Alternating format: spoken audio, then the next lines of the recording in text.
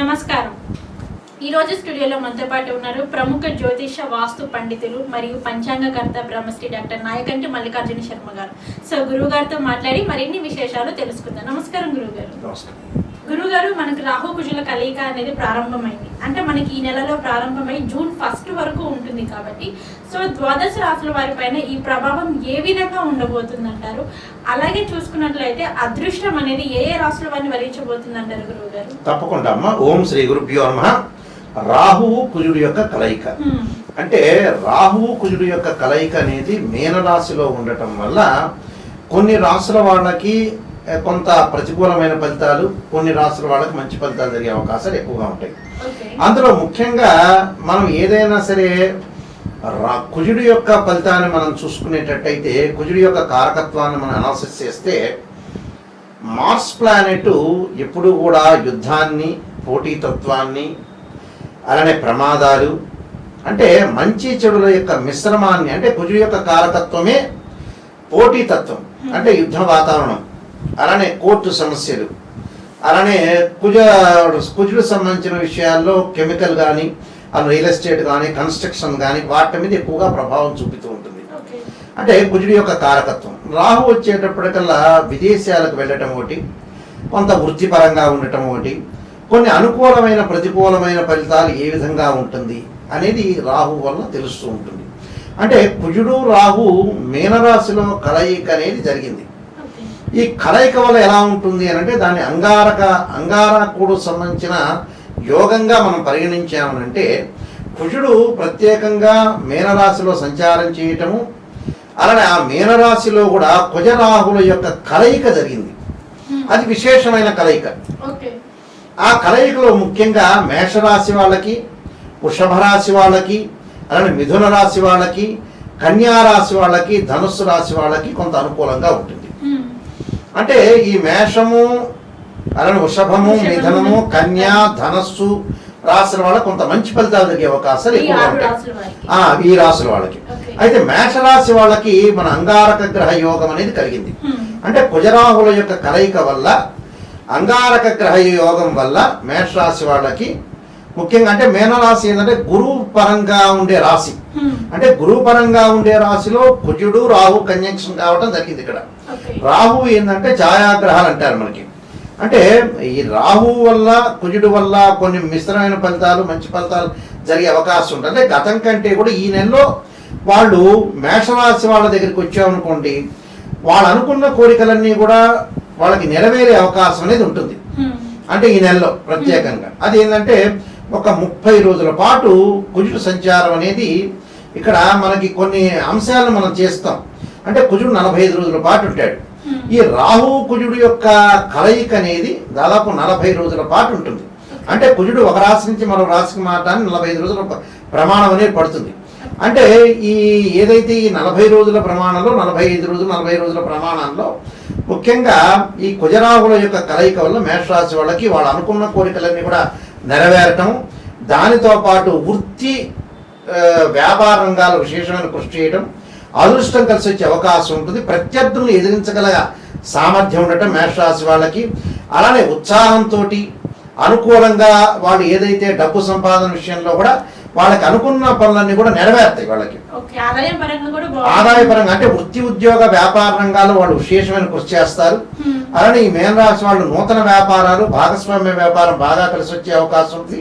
ప్రధానంగా స్థితిగతులు మారే అవకాశాలు మెండుగా ఉంటాయి వీళ్ళకి. అందువల్ల మేషరాశి వాళ్ళకి అనుకూలమైన ఫలితాలు జరిగే అవకాశం ఉంటుంది. అయితే కొన్ని విషయాల్లో కొంత ఆరోగ్యం మీద శ్రద్ధ వహించాలి.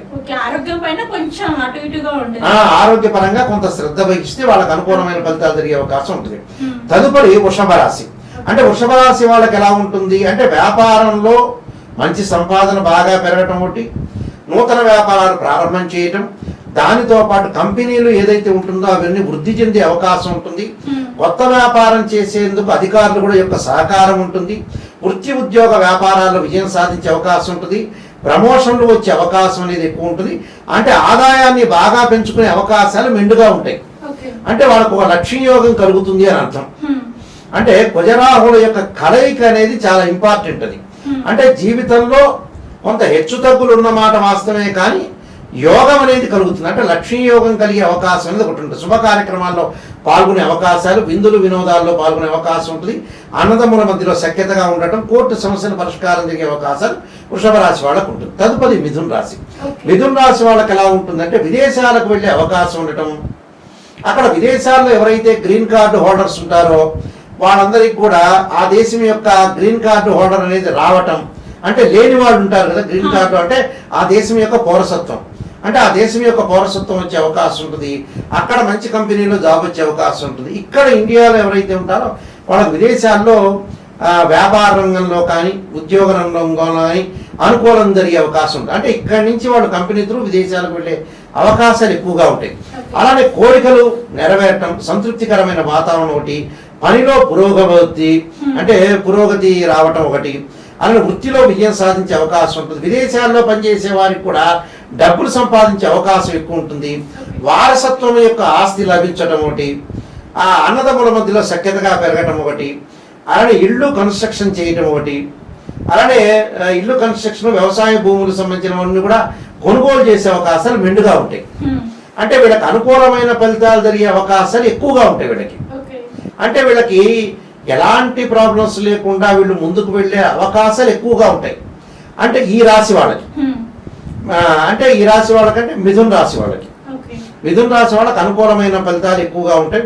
వృత్తిలో విజయం సాధించే అవకాశాలు కూడా బాగా ఎక్కువగా ఉంటాయి. అందువల్ల ఈ మిథున రాశి వాళ్ళకి అంతా సంతృప్తికరంగా ఉంటాయి. ఎందుకంటే మేషరాశి వాళ్ళకి మనం ఇందాక చూసుకునేటట్టయితే వ్యయస్థానంలో కుజరాహులు, వృషభ రాశి వాళ్ళకి కుజరాహుల యొక్క కలయిక వల్ల వాళ్ళకి ఏకాదశ స్థానంలో ఉంటాము. వృషభ రాశి వాళ్ళకి చాలా మంచి అనుకూలంగా ఉంటుంది.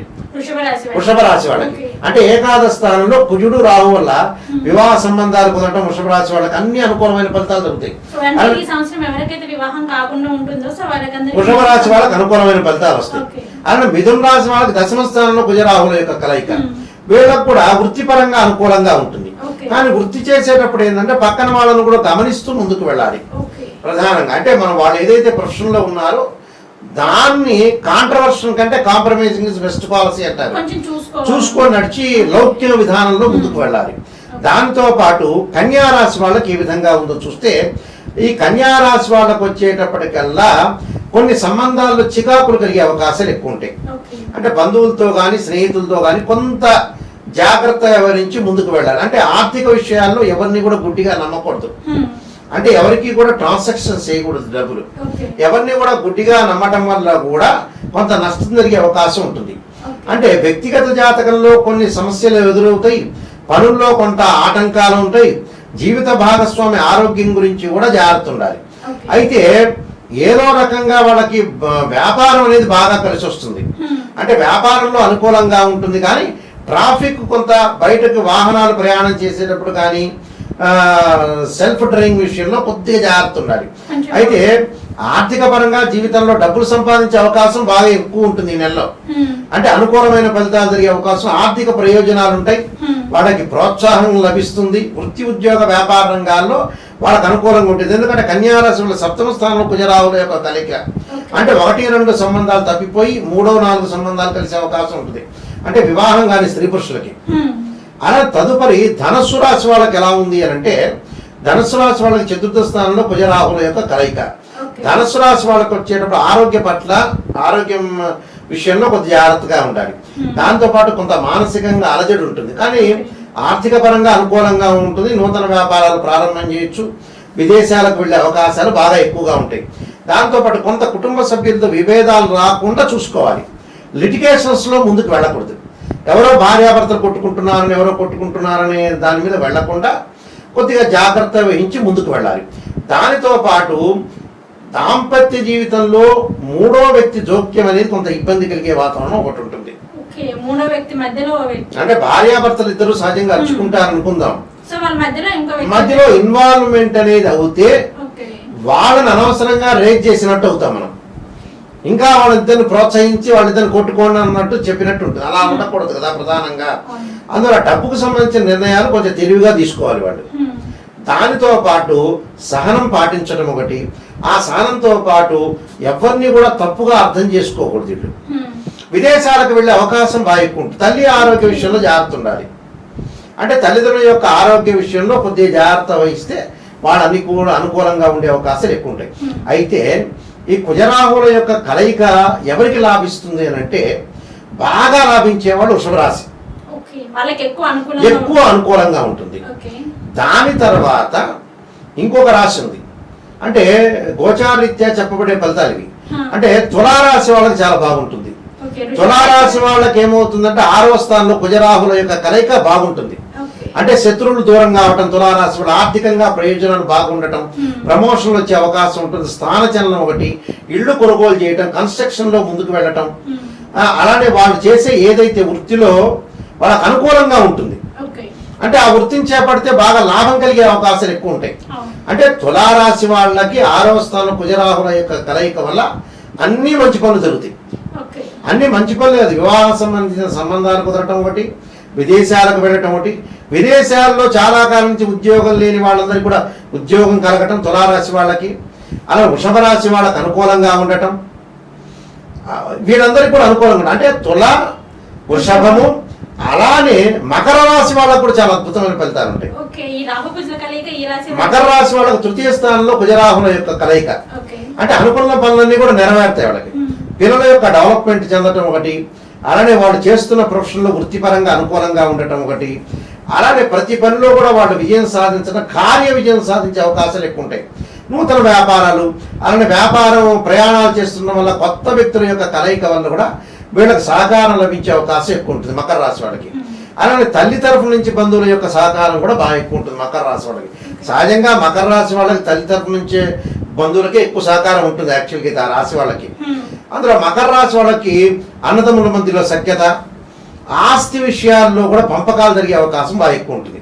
అంటే ఇక్కడ కుజరాహుల యొక్క కలయిక వృషభ రాశి వాళ్ళకి, తులారాశి వాళ్ళకి, మకర రాశి వాళ్ళకి విజయం సాధించే అవకాశం ఎక్కువగా ఉండటం, అలానే మేషము, వృషభము, మిథునము, అలానే కన్యా, ధనుస్సు రాశి వాళ్ళకు కూడా అనుకూలమైన ఫలితాలు ఎక్కువగా ఉంటాయి.